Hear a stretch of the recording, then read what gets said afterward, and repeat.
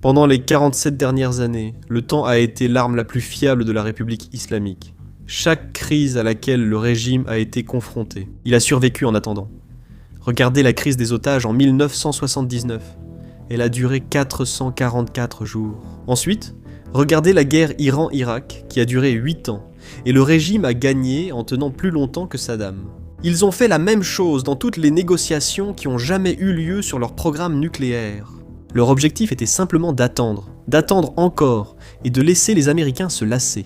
Dans chaque conflit, qu'il soit militaire ou diplomatique, la République islamique savait qu'elle avait plus de temps que ses ennemis. Malheureusement pour le CGRI, cette équation est en train de changer, et elle change à cause du blocus américain. Vous voyez, dans le plan de paix que l'Iran vient de soumettre aux États-Unis il y a 2 jours, le régime demande la levée du blocus en moins de 30 jours. C'est parce que le temps ne joue en réalité pas en faveur de l'Iran quand il s'agit de l'asphyxie de son économie. Et c'est pourquoi, avant d'examiner le plan de paix que l'Iran vient d'envoyer et tous les nouveaux détails que nous avons appris hier, voyons à quel point la situation devient grave à l'intérieur de l'Iran et comment le régime est en train de manquer d'espace de stockage pour le pétrole qu'il extrait du sol. Les signaux suggèrent que le blocus naval américain commence à affecter lentement l'Iran continental. Le porte-parole du ministère iranien de l'Industrie, des Mines et du Commerce a averti les acheteurs de voitures d'être prudents, expliquant que la hausse récente des prix résulte d'une manipulation artificielle du marché, sans fondement économique réel. Le même bureau a confirmé des projets d'importation de voitures d'occasion. Simultanément, Téhéran a réduit plutôt sa production de brut pour éviter d'atteindre la capacité maximale de stockage, au lieu d'attendre que les réservoirs soient pleins. Un haut responsable a indiqué que cette mesure est préventive. Des années de sanctions et d'arrêts répétés ont forcé le secteur pétrolier à s'adapter. Les ingénieurs peuvent désormais arrêter les puits sans dommages durables et les redémarrer rapidement. Hamid Hosseini, porte-parole des exportations iraniennes de pétrole, de gaz et de produits pétrochimiques, a déclaré que l'industrie a suffisamment d'expérience et n'est pas inquiète. C'est une tendance que nous verrons tout au long de la vidéo. Toutes les nouvelles venant d'Iran donneront l'impression que l'Iran n'est pas vraiment désespéré. Il faut se concentrer moins sur les paroles des responsables et davantage sur leurs actes, comme la réduction déjà entamée par Téhéran de sa production de brut. Ils n'extrairent pas de pétrole car ils craignent d'atteindre la capacité de stockage. Si cela se produit, les conséquences pourraient être catastrophiques pour l'infrastructure autour des puits de pétrole. S'ils doivent fermer les puits de pétrole, cela signifie qu'il pourrait être très difficile de les remettre en service. Et bien sûr, comme vous le savez, en plus de cela, il y a aussi l'opération Economic Fury qui est en cours. Cela fait essentiellement référence aux sanctions et au gel que le département du Trésor américain impose aux fonds iraniens et aux entreprises iraniennes ou aux entreprises qui aident l'Iran. Maintenant, avant de voir comment se déroule cette opération, un petit rappel à tout le monde d'appuyer sur le bouton j'aime et de s'abonner juste en dessous. Cela nous aide vraiment avec l'algorithme de YouTube. L'algorithme n'apprécie généralement pas les sujets liés à la guerre. Mais au final, les guerres sont une actualité majeure en ce moment, et notre objectif est de vous tenir informés de ce qui se passe dans le monde. N'oubliez pas d'appuyer sur j'aime et s'abonner ci-dessous. Maintenant, revenons à l'opération Economic Fury. Eh bien, ce matin même, le secrétaire Bezan a donné une interview et voici ce qu'il avait à dire sur l'avancement de cette opération. Écoutez bien. Pouvez-vous nous donner une mise à jour sur les taux économiques que vous avez mis en place contre l'Iran? Cherchez-vous toujours à imposer des sanctions secondaires ou des sanctions contre l'Iran ou contre ceux qui font des affaires avec l'Iran? Oui, et Maria, pour rappel à vous et vos téléspectateurs, cela a commencé avec l'ordre du président Donald Trump en mars dernier de lancer la politique de pression maximale. Et il y a 3 semaines, le président a donné l'ordre au Trésor et à moi-même de lancer une offensive économique. Et pour vous donner une idée, nous courions un marathon au cours des 12 derniers mois et maintenant nous faisons un sprint vers la ligne d'arrivée. Et je peux vous dire que nous étouffons le régime et qu'ils ne sont pas capables de payer leurs soldats. C'est un véritable blocus économique et ils mobilisent toutes les branches de l'État. Tous sur le pont, c'est le blocus que notre grande marine met en place. Aucun navire ne passe et nous avons augmenté la pression sur tous ceux qui essaient d'envoyer de l'argent en Iran pour aider le CGRI. C'est une institution corrompue. Ils volent le peuple iranien depuis des années. Ils ont de l'argent à l'étranger. Nous avons retrouvé ces fonds. Nous continuerons à les retrouver. et nous allons préserver ces avoirs pour le peuple iranien une fois ce conflit terminé. Il a aussi évoqué que l'Iran s'est tiré une balle dans le pied en attaquant les pays du Golfe, notamment les Émirats arabes unis. Parce que les Émirats arabes unis étaient un pays prêt à fermer les yeux lorsque le CGRI utilisait des entreprises ou des sociétés écrans à l'intérieur des Émirats pour contourner les sanctions. Mais après que l'Iran a tiré 2000 missiles et drones sur les Émirats arabes unis pendant la guerre, les responsables émiratis ne sont désormais plus prêts à fermer les yeux. En fait, ils sont désormais très proactifs pour identifier ces comptes iraniens et, en gros, geler tout l'argent qui s'y trouve. Voici cette mise à jour du secrétaire Bazan. Écoutez bien. Ils ont vraiment mal calculé lorsqu'ils ont commencé à bombarder leurs voisins du Golfe par des moyens militaires.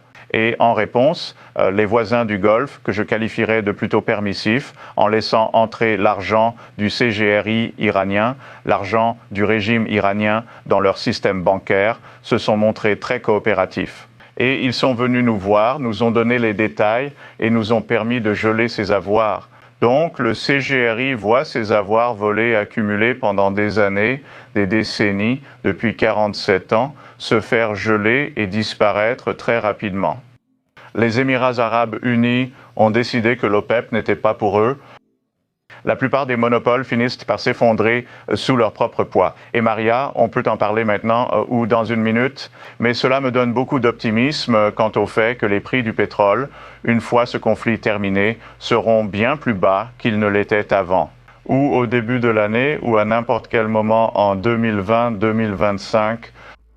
Il y a une faille dans tout ce système que l'Iran a continué d'exploiter pour essentiellement survivre ou prolonger l'agonie de son économie. Et cette faille, c'est en fait la frontière irano-pakistanaise. Comme vous pouvez le voir sur la vidéo à l'écran, il y a beaucoup de camions et de motos qui transportent du pétrole ou d'autres marchandises d'un côté à l'autre de la frontière. C'est la manière iranienne de contourner le blocus naval américain qui a étouffé son commerce, ses exportations et ses importations. Maintenant, c'est un peu déroutant parce qu'on pourrait penser que le Pakistan est du côté des États-Unis, étant donné à quel point les États-Unis les aident réellement. Mais c'est là que, je suppose, l'argent passe avant tout. Le Pakistan est en quelque sorte une dictature militaire. Ils ont bien un gouvernement civil, mais il n'a pas vraiment beaucoup de pouvoir. Il y a un aspect militaire dans toute l'économie qui contrôle tout ce qui compte. Et malheureusement, toute cette contrebande qui se passe à la frontière irano-pakistanaise, eh bien, l'armée en profite énormément. Et c'est probablement pour ça que cela se passe. Maintenant, le président Trump a en fait été interrogé à ce sujet parce que c'est devenu un sujet majeur dans l'actualité. Si vous y réfléchissez, si le plan des États-Unis est d'étouffer l'économie iranienne, il semble qu'un allié des États-Unis, le Pakistan, aide en fait l'Iran à survivre. Eh bien, écoutez simplement sa réponse. Ce n'était pas la meilleure.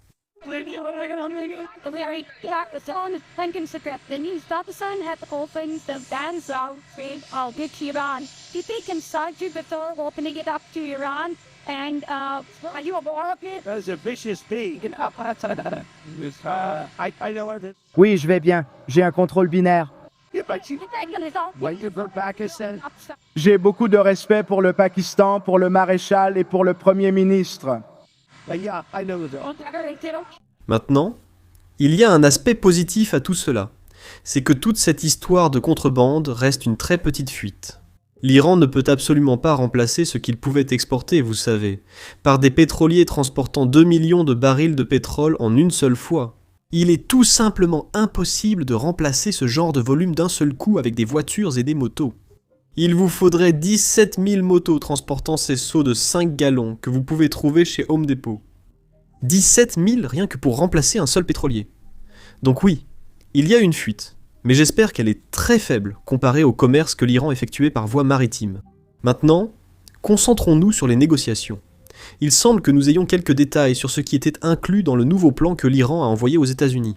Avant d'entrer dans les détails, il faut préciser que toutes les informations proviennent des médias iraniens. Gardez en tête qu'ils ne partageront que des informations positives pour l'Iran, jamais ce qui est négatif. Autrement dit, ils ne vont pas parler des concessions que l'Iran est prêt à offrir. Je suppose que les concessions font partie du plan de paix, mais toutes les informations dont nous disposons ne mentionnent pas une seule concession. Voici ces détails.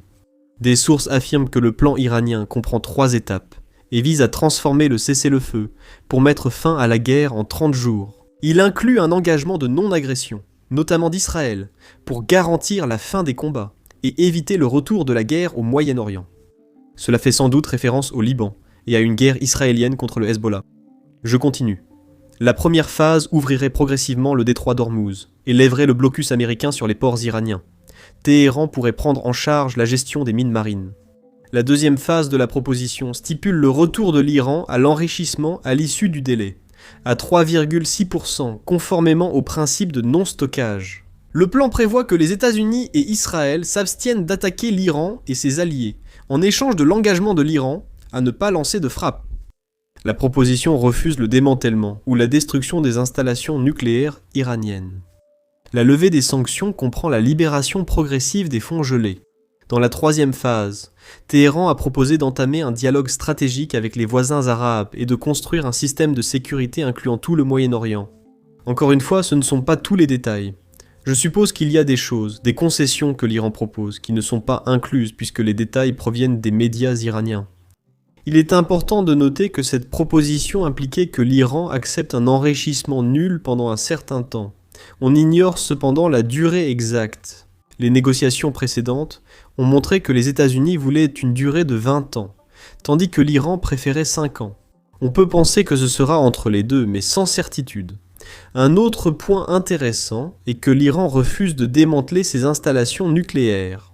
C'est quelque chose que les États-Unis voudraient que l'Iran accepte. Ils voudraient que l'Iran cesse de reconstruire les installations nucléaires qui ont été détruites. Mais enfin, la troisième phase est un peu importante. Nous aurions besoin de plus de détails sur ce point, car Téhéran souhaite discuter avec les voisins arabes qu'ils attaquaient il y a à peine 30 jours. Ils souhaitent désormais collaborer pour créer un système de sécurité censé protéger le Moyen-Orient, alors que l'Iran représente en réalité le principal danger dans la région. Mais malgré tout, ce sont là tous les détails que nous avons. Et encore une fois, il faut garder à l'esprit que cela vient de l'Iran. Donc, cela ne va pas inclure toutes les concessions que l'Iran propose.